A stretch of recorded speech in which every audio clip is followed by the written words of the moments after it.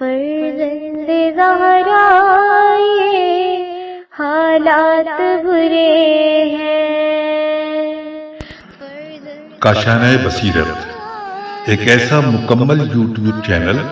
جس پر محروم بصارت کے لیے بالخصوص اور تمام افراد کے لیے بالعموم سینکڑوں کی تعداد میں اسلامی کتب دستیاب ہیں۔ لہذا گزارش ہے کہ آپ اپنی ذمہ داری نبھاتے ہوئے کاشانۂ بصیرت کو سبسکرائب کرنے کے ساتھ ساتھ بیل آئیکن کو پریس کیجیے تاکہ آپ علم کے حصول کے ساتھ ساتھ مذہب اہل بیت کی اشاعت میں بھی اہم کردار ادا کرتے رہیں۔ کاشانۂ بصیرت۔ فرزند زہرا یہ حالات برے ہیں۔ السلام علیکم ورحمۃ اللہ وبرکاتہ۔ سامعین، آپ سماعت فرما رہے ہیں سیرت امیر المومنین حضرت علی ابن ابی طالب حصہ اول۔ مؤلف ہیں علامہ مفتی جعفر حسین علی اللہ مقامہ۔ آج ہم آپ کے سامنے اس کی 30ویں ریکارڈنگ پیش کر رہے ہیں، صفحہ نمبر 348۔ عنوان ہے المیہ قرطاس۔ اسلام پیغمبر اکرم صلی اللہ علیہ وآلہ وسلم کا سرمایہ حیات تھا، جس کی تبلیغ و ترویج میں آپ نے سعی اور عمل کا کوئی دقیقہ نہ اٹھا رکھا تھا اور خون پسینہ ایک کر کے اسے تکمیل کی منزل تک پہنچایا تھا۔ ہر شخص کی فطری اور طبعی خواہش ہوتی ہے کہ اس کی محنت اور ریاضت کا ثمرہ دست برد زمانہ سے محفوظ اور تخریب کاروں کی تاخت اور تاراج سے بچا رہے۔ وہ زندگی میں اس کی نگہداشت کرتا ہے اور آخری وقت میں بھی اس کی طرف سے مطمئن ہو کر دنیا سے رخصت ہونا چاہتا ہے، اور جہاں تک ممکن ہوتا ہے زبانی ہدایت کی صورت میں یا تحریری وصیت کی شکل میں اس کا مستقبل محفوظ کر جانا اپنا اہم وظیفہ سمجھتا ہے۔ تو اس صورت میں کیا یہ تصور کیا جا سکتا ہے کہ آن حضرت صلی اللہ علیہ وآلہ وسلم اسلام کے تحفظ کی فکر سے اور اس کی حفاظت و بقا کی تدبیر سے غافل رہے ہوں گے، جبکہ آپ کی فرض شناسی اور منصبی ذمہ داری کا تقاضا یہ تھا کہ آپ ہر اس طریقہ کار کو بروئے کار لائیں جس سے اسلام کا مستقبل محفوظ اور اس کے خلاف ہر تخریبی کارروائی کا سدباب ہو جائے، اور اس صورت میں تو اس کی ضرورت اور زیادہ ناقابل انکار ہو جاتی ہے جبکہ ضلالت و گمراہی کے اندھیرے پھیلتے ہوئے نظر آ رہے ہوں اور اس ظلمت کدہ عالم میں اور کوئی مشعل نبوت روشن ہونے والی نہ ہو۔ اس اہم ضرورت کے پیش نظر آن حضرت صلی اللہ علیہ وآلہ وسلم نے سفر آخرت سے 2-4 روز پہلے کاغذ و قلم طلب کیا تاکہ ایک نوشتہ لکھ کر چھوڑ جائیں جو رہتی دنیا تک منشور ہدایت کا کام دے اور امت مسلمہ ضلالت و گمراہی اور مختلف گروہوں میں بٹ جانے سے محفوظ ہو جائے۔ مگر کچھ لوگ اس تحریر میں آڑے آئے اور کہا، حضرت عمر نے کہا کہ پیغمبر پر درد کا غلبہ ہے، ہمارے پاس اللہ کی کتاب موجود ہے اور ہمارے لیے کافی ہے۔ یہ روایت صحیح بخاری کی جلد نمبر 1 صفحہ نمبر 25 پر موجود ہے۔ یہ بخاری کی روایت ہے اور بخاری میں یہ واقعہ ان الفاظ میں درج ہے۔ حضرت صلی اللہ علیہ وآلہ وسلم نے فرمایا کہ تم ایک کاغذ لاؤ اور میں تمہارے لیے ایک نوشتہ لکھ دوں، جس کے بعد تم کبھی گمراہ نہیں ہو پاؤ گے۔ اس پر لوگ آپس میں جھگڑنے لگے، حالانکہ نبی کے پاس جھگڑا مناسب نہ تھا۔ لوگوں نے کہا، رسول اللہ پر ہیزیانی کیفیت طاری ہے۔ حضرت صلی اللہ علیہ وآلہ وسلم نے فرمایا، مجھے میرے حال پر چھوڑ دو، میں جس حال میں ہوں وہ بہتر ہے اس سے جس کی طرف تم مجھے بلاتے ہو۔ یہ روایت صحیح بخاری کی جلد نمبر 2 صفحہ نمبر 121 پر موجود ہے۔ جب جھگڑے نے طول کھینچا اور شور و غول کی آوازیں بلند ہوئیں تو پس پردہ سے ازواج پیغمبر نے کہا، پیغمبر جو مانگتے ہیں دے دو۔ حضرت عمر کہتے ہیں کہ میں نے کہا، تم چپ رہو، تم وہی یوسف والیاں ہو، جب پیغمبر بیمار پڑتے ہیں تو ٹسوئے بہاتی ہو اور جب تندرست ہو جاتے ہیں تو ان کی گردن پر سوار ہو جاتی ہو۔ اس پر حضرت صلی اللہ علیہ وآلہ وسلم نے فرمایا کہ یہ تم سے تو بہتر ہی ہیں۔ یہ روایت طبقات ابن سعد جلد نمبر 2 صفحہ نمبر 244 پر موجود ہے۔ اندرون خانہ سے یہ آواز آتی رہی مگر کسی نے اس پر کان نہ دھرا اور قلم و کاغذ کے پیش کرنے سے مانے رہے۔ پیغمبر اکرم کو دنیا والوں کی بے وفائی کا رنج، حکم کی خلاف ورزی کا ملال، ہیزان کی تہمت کا صدمہ، اور اس پر تکرار اور چیخ و پکار کی درد سری نے کبیدہ خاطر ہو کر کہا، میرے پاس سے اٹھ کر چلے جاؤ۔ تاریخ اسلام کا یہ کتنا عظیم المیہ ہے کہ پیغمبر اکرم اپنی امت کی بہبود اور گمراہی سے تحفظ کے لیے وصیت قلم بند کرنا چاہتے ہیں، مگر ان کی آواز شور و غل میں دب کر رہ جاتی ہے اور آخر حسرت اور اندھوں کے عالم میں اس دنیا سے کنارہ کر جاتے ہیں۔ ابن عباس اس واقعے کو یاد کر کے اتنا رویا کرتے تھے کہ سامنے رکھے ہوئے سنگریزے تر ہو جاتے تھے اور گلوگیر آواز میں کہتے، یہ مصیبت اتنی بڑی مصیبت ہے کہ صحابہ کے اختلاف اور ان کے شور و ہنگامے کی وجہ سے رسول خدا اور تحریر وصیت میں رکاوٹ پیدا ہو گئی۔ یہ روایت بھی طبقہ ابن سعد جلد نمبر 2 صفحہ نمبر 244 پر موجود ہے۔ اس واقعے میں تعویلات کا سہارا ڈھونڈا گیا، الفاظ کے معنی اور مفہوم کو بدلنے کی کوشش کی گئی اور پورے مجمع کو اس جرم اور جسارت کا مرتکب قرار دے کر اصل مرتکب پر پردہ ڈالا گیا، مگر یہ سب کوششیں بے سود ثابت ہوئی اور حقیقت چھپائے سے چھپ نہ سکی۔ بخاری کی دونوں روایتوں کی یہی صورت ہے۔ چنانچہ یہی روایت میں جہاں پیغمبر صلی اللہ علیہ وآلہ وسلم پر درد کے غلبے کا ذکر ہے، کہنے والے کا نام حضرت عمر کہا گیا، اور دوسری روایت میں جہاں پیغمبر کی طرف ہیزیانی گفتگو کی نسبت دی گئی ہے، وہاں اس کے قائل کو قالو کے صیغہ جمع میں چھپا دیا گیا، یعنی جس روایت کے الفاظ ہلکے اور سبک ہیں وہاں کہنے والے کا نام ظاہر کر دیا جاتا ہے، اور جس میں الفاظ درشت اور نازیبا ہیں وہاں کہنے والے کا نام نہیں لیا جاتا، مگر اس سے پردہ پوشی کا کام نکلتا نظر نہیں آتا، اس لیے کہ جب سبھی کہہ رہے تھے کہ جس کا کردار ان سب میں نمایاں رہا ہو وہ ان سے علیحدہ کیسے تصور کیا جا سکتا ہے۔ اگر ایسا ہوتا تو تاریخ میں بڑی جلی سرخیوں سے اس کا ذکر آتا اور مدح و ستائش کے پھول برسائے جاتے، البتہ بعض روایت میں کل کے بجائے بعض کی روایت نسبت ہے۔ ابن سعد تحریر کرتے ہیں، کچھ لوگوں نے جو وہاں تھے یہ کہا کہ رسول اللہ شدت مرض میں بہکی باتیں کر رہے ہیں۔ اس روایت میں کہنے والوں کا دائرہ پہلے سے محدود ہو گیا ہے، مگر پھر بھی لفظ بعض سے قائل کی صحیح نشاندہی نہیں ہوتی۔ البتہ شیخ شہاب الدین خفاجی نے بعض دوسرے علماء کی طرف سے اس بعض پر سے پردہ اٹھا کر صاف صاف لکھ دیا کہ حضرت عمر نے کہا کہ رسول اللہ صلی اللہ علیہ وآلہ وسلم بہکی باتیں کر رہے ہیں۔ یہ روایت ہے نسیم الریاض جلد نمبر 2 صفحہ نمبر 278 پر۔ پیغمبر اکرم صلی اللہ علیہ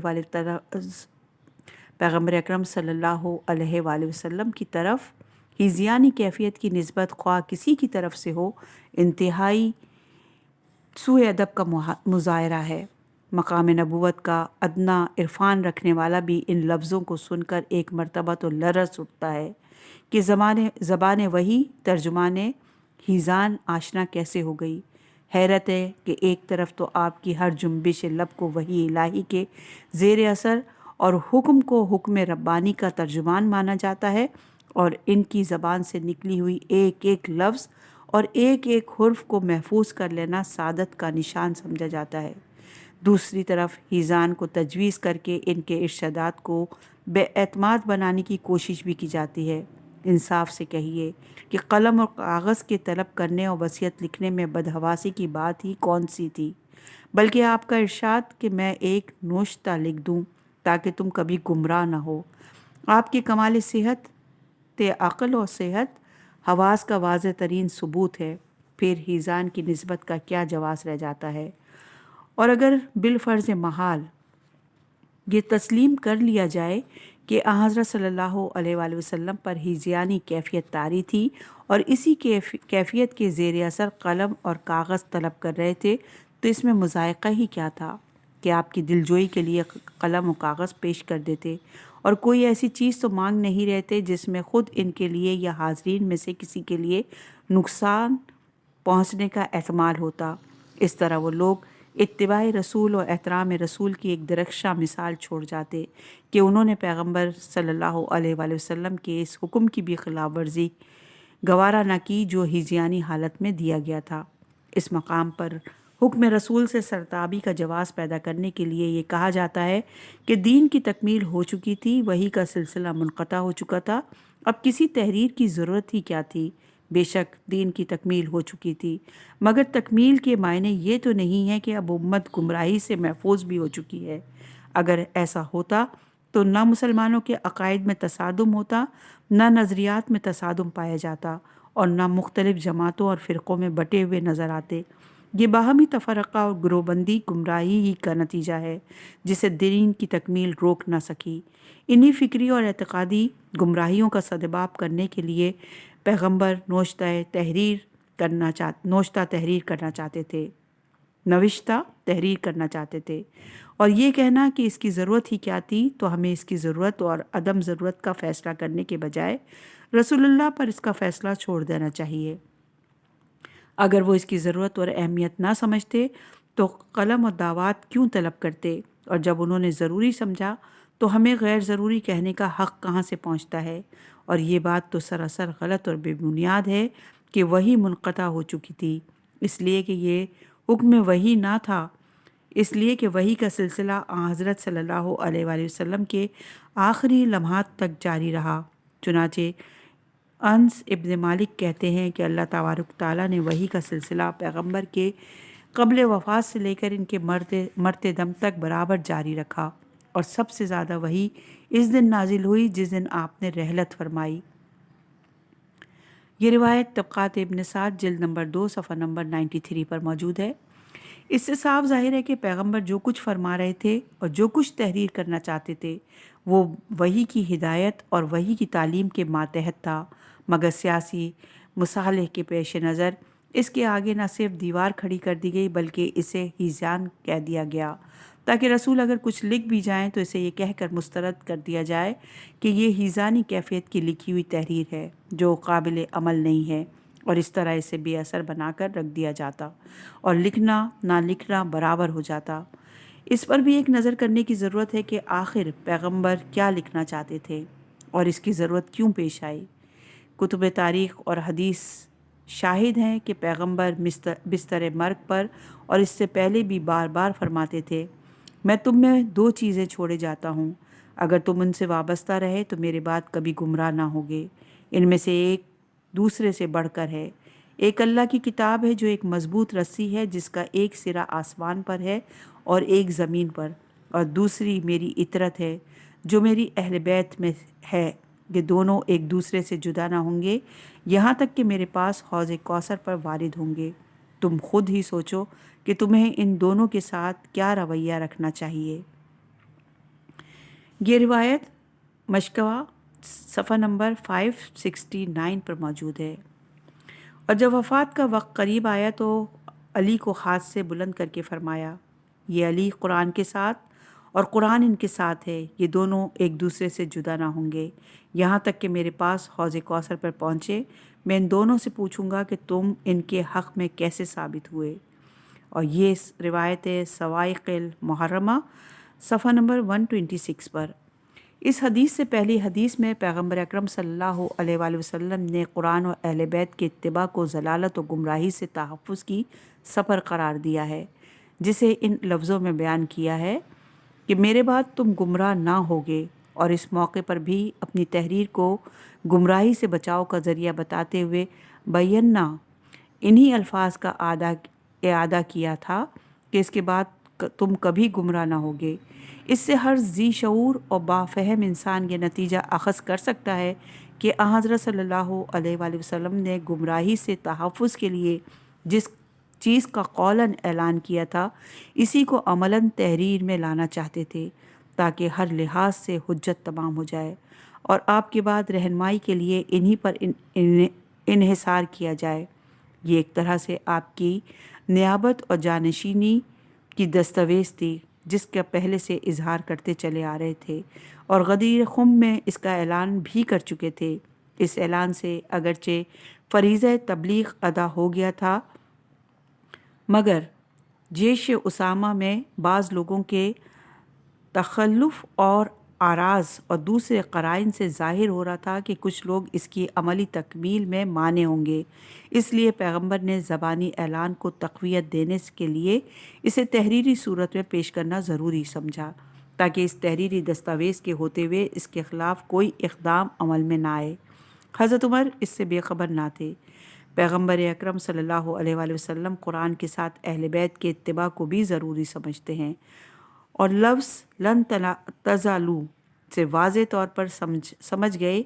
تھے کہ حضرت صلی اللہ علیہ وآلہ وسلم علی کے بارے میں جنہیں قرآن کا قرین اور مصاحب قرار دیا ہے وصیت تیار کرنا چاہتے ہیں،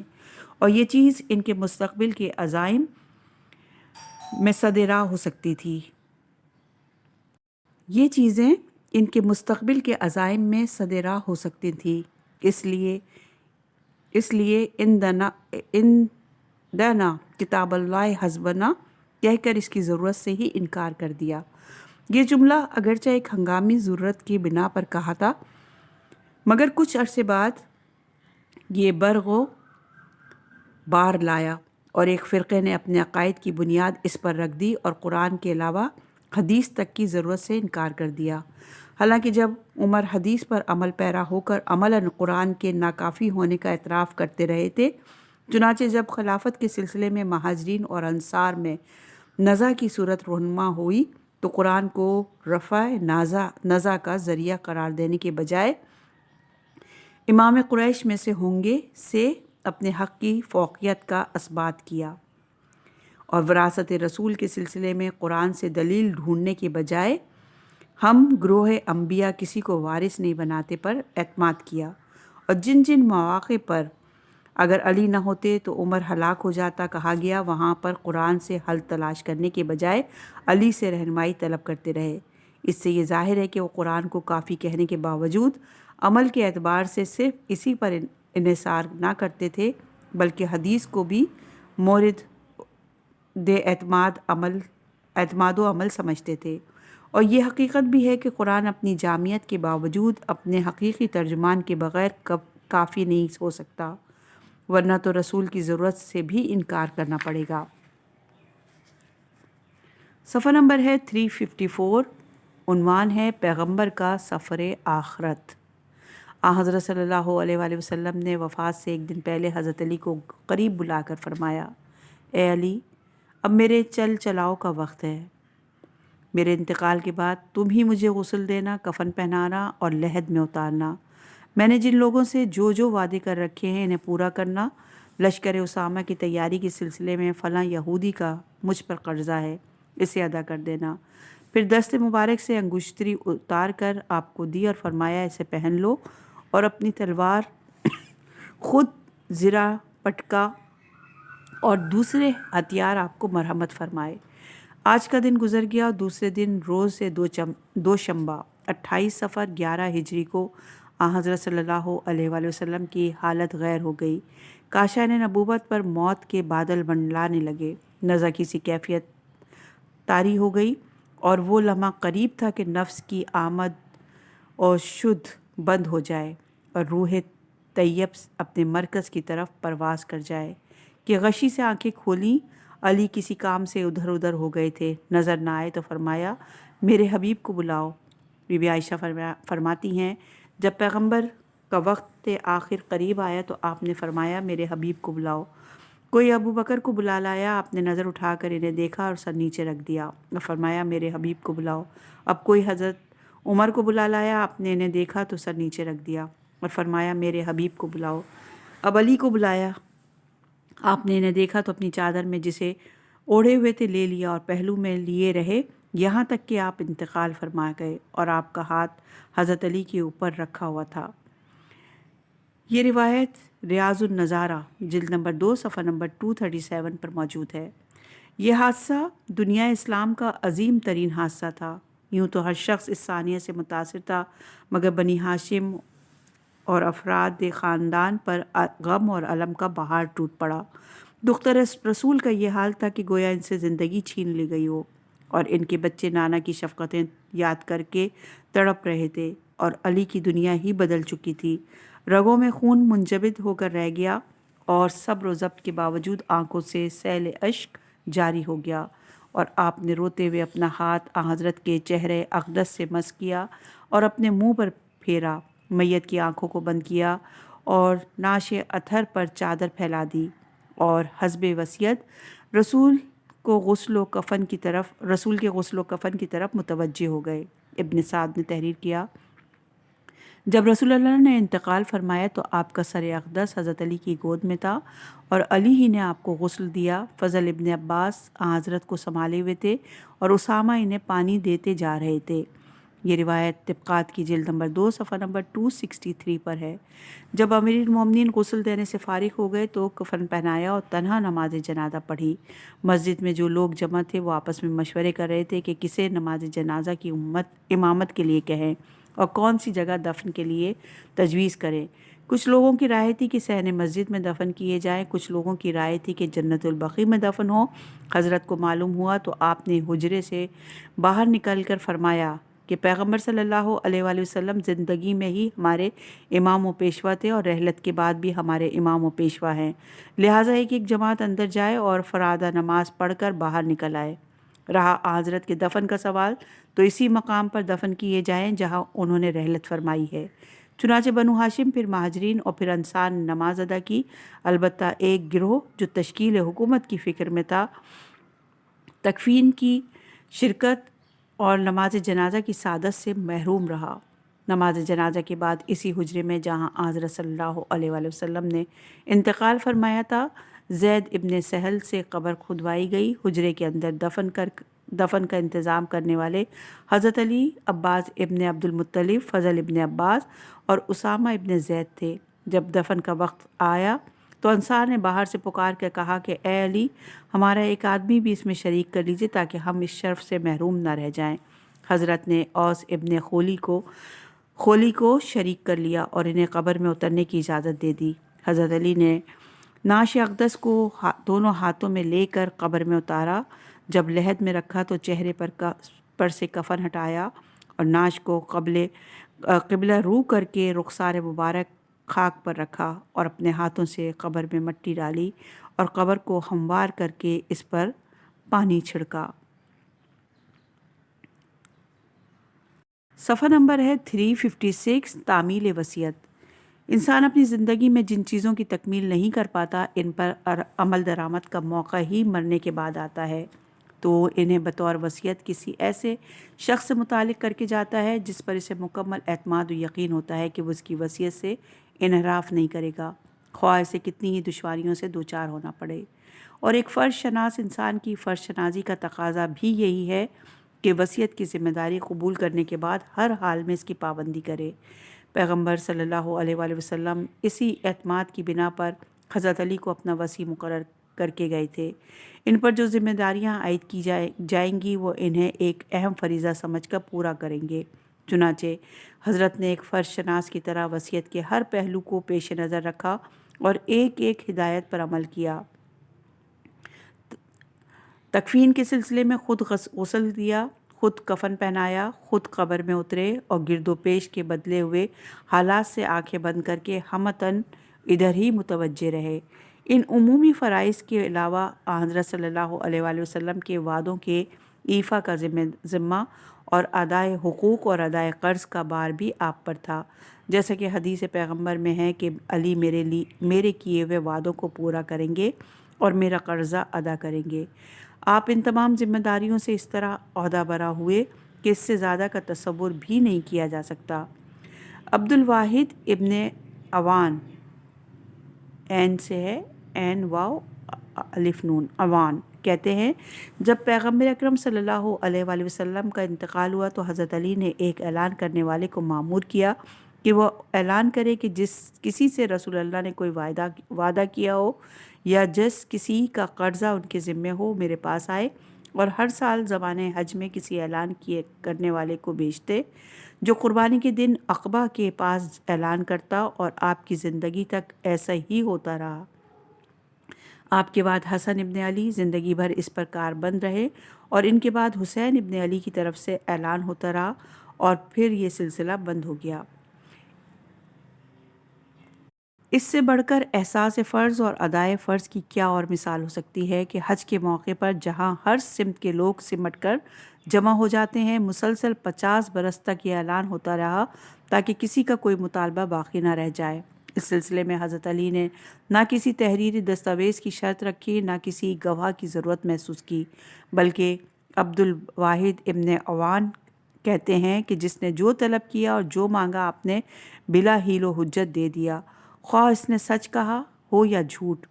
امیر المومنین علیہ السلام کا یہ طرز عمل ان لوگوں کے لیے باعث عبرت ہونا چاہیے جنہوں نے بنت رسول کے قول کو قابل اعتماد نہ سمجھا اور نصاب شہادت کے ناتمام ہونے کا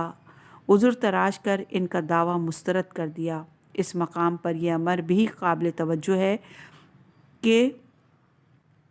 در صورت یہ کہ پیغمبر کے پسماندگان میں سے ان کے ترکے کا کوئی وارث نہیں ہوتا اور ان کے متروکہ اموال اور املاک کی مالک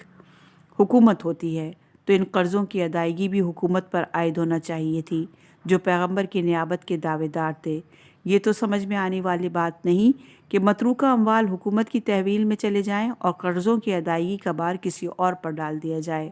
خصوصاً جب کہ یہ قرضے شخصی نہ ہوں بلکہ ملی اور ملکی مقاصد کی تکمیل کے لیے ہوں۔ اب یا تو یہ تسلیم کیجئے کہ جو قرضوں کی ادائیگی کا ذمہ دار تھا وہی پیغمبر کے بعد ان کا نائب و کارپرداز تھا، یا پیغمبر کے اموال اور املاک کا حکومت کی تحویل میں لیے جانا